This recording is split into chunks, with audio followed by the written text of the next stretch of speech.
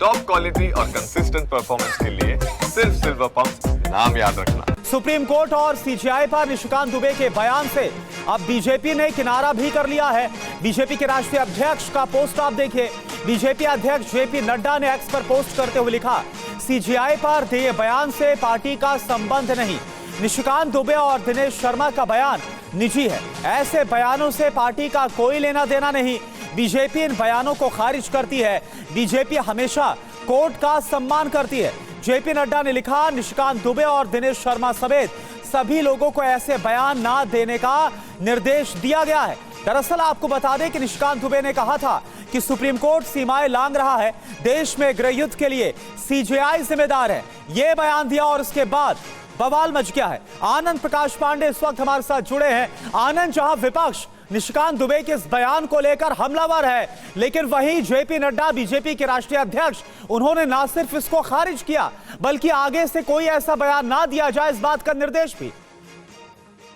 बिल्कुल, जिस तरह से निशिकांत दुबे ने बयान दिया, उनके इस बयान को सुप्रीम कोर्ट पे और देश के मुख्य न्यायाधीश पे सीधा हमला माना गया, क्योंकि जिस तरह से उन्होंने कहा था कि देश में अगर धार्मिक युद्ध होता है तो उसके लिए संजीव खन्ना जिम्मेदार है। तो जाहिर तौर पर इस बयान को विपक्ष ने हाथों हाथ लिया और बीजेपी से सवाल पूछा कि जिस संवैधानिक संस्थाओं की बीजेपी दुहाई देती है, उसी संवैधानिक संस्थाओं पर और उसके मुखिया यानी कि देश के मुख्य न्यायाधीश पे निशिकांत दुबे हमला कर रहे हैं।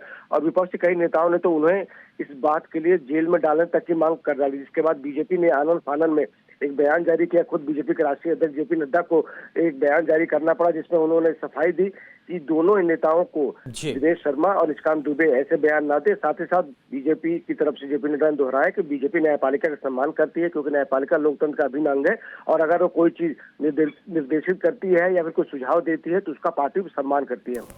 जी, शुक्रिया आपका आनंद पांडे इस पूरी जानकारी के लिए। और आइए देखते हैं कि निशिकांत दुबे ने ऐसा क्या कहा था जिससे बीजेपी ने अपने आप को अलग कर लिया है। इस देश में जितने गृह युद्ध हो रहे हैं उसके जिम्मेवार केवल यहाँ के chief justice of India Sanjeev Khanna साहब। जो अपॉइंटिंग अथॉरिटी है उसको आप निर्देश कैसे दे सकते हैं?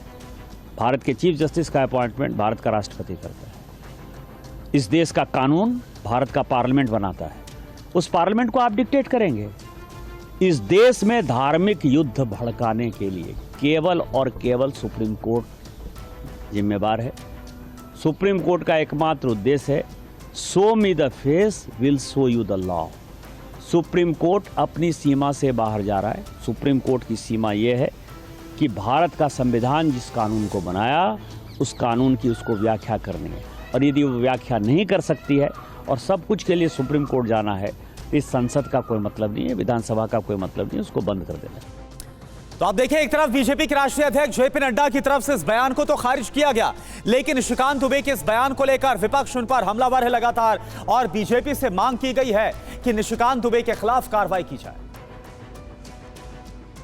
जानबूझकर अलग अलग आवाजें आ रही हैं और सुप्रीम कोर्ट को निशाना बनाया जा रहा है। कई ऐसे मुद्दे हैं जहां सुप्रीम कोर्ट ने कहा है कि जो सरकार ने किया है वो गैर संवैधानिक। जब राम मंदिर का फैसला आया था तो उस वक्त तो बड़ी तारीफें हो रही थी सुप्रीम कोर्ट की। क्या ये सुप्रीम कोर्ट को धमका रहे हैं या ब्लैकमेल कर रहे हैं? इनके खिलाफ भी मुकदमा होना चाहिए।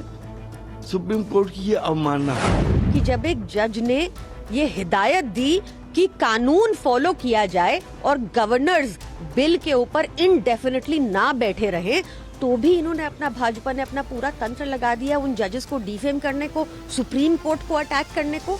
सुप्रीम कोर्ट बोला है जो कोई बिल राष्ट्रपति के पास जाएगा उसको 3 महीना के अंदर उसको निपटना होगा।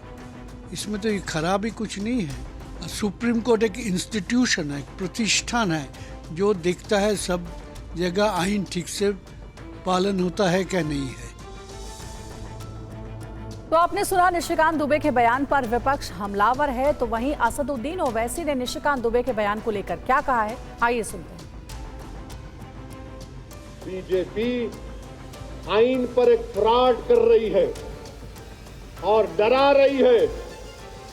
रिलीजियस वार की धमकी बीजेपी दे रही है। मिस्टर मोदी, कौन रेडिकलाइज हो चुका है बताओ आप? सत्ता में आप हैं, आपके लोग रेडिकलाइज हो चुके हैं।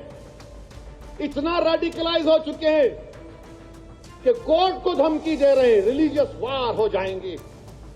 मोदी जी, अगर ये धमकी देने वालों को आप नहीं रोकेंगे, देश कमजोर होगा।